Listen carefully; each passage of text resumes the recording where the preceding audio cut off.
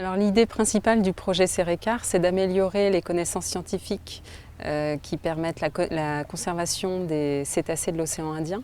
Et l'idée principale, c'est de ne pas le faire tout seul dans son coin, mais en coopération le plus possible avec les autres acteurs de l'océan Indien qui travaillent sur ces thématiques.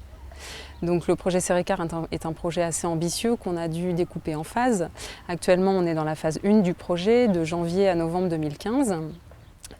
Pour cette phase 1 du projet, on a ciblé un acteur avec qui coopérer dans la zone, qui est le parc marin de Mohéli, aux Comores.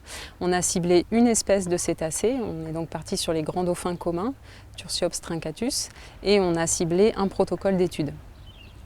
Avec les dauphins et les baleines, comme on est censé développer du partenariat au parc marin, donc là on s'est rapproché avec Abyss pour relancer ce cadre de partenariat sur le suivi des baleines et des dauphins dans la zone du parc marin. Donc on compte beaucoup dans ça parce que dans l'institution, il nous faut des données. Et nous, on n'a pas quand même les capacités de pouvoir tout faire ça. C'est tout d'abord un projet typiquement de sciences participatives, où on a besoin aussi d'acteurs locaux pour pouvoir collecter les données, puisque en tant que chercheur, je ne vais pas malheureusement venir 6 mois par an, soit à La Réunion, soit ailleurs. Donc on a besoin aussi d'acteurs locaux qui contribuent à ce projet-là. Donc c'est une complémentarité, aussi bien au niveau des acteurs que des thématiques. Et la perspective sur le long terme, bien sûr, c'est la protection des mammifères marins. Au parc marin, comme on a défini les cibles de conservation, on n'a pas les capacités de pouvoir faire tout seul le suivi de toutes ces cibles de conservation.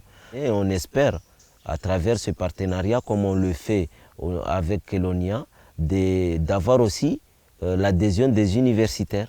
Parce que c'est parmi les choses qui peuvent relancer beaucoup plus ce domaine. Ce n'est pas uniquement les scientifiques, mais si on a des universitaires qui viennent pour faire leur rapport de mémoire, ça peut nous aider plus. Donc on encourage ça. Donc plus on va acquérir d'informations et de données sur ces animaux-là, mieux on trouvera des solutions pour les protéger. Donc ce projet œuvre à la biodiversité, à la conservation de la biodiversité. Cette phase 1 du projet CERECAR, elle comprend 2 missions. Une première mission de 3 semaines à La Réunion et une mission d'1 semaine dans le parc marin de Mohéli, aux Comores. Durant ces 2 missions, on a fait intervenir en appui des équipes d'Abyss 2 prestataires, une prestataire sur le volet acoustique et une prestataire sur le volet éthologique.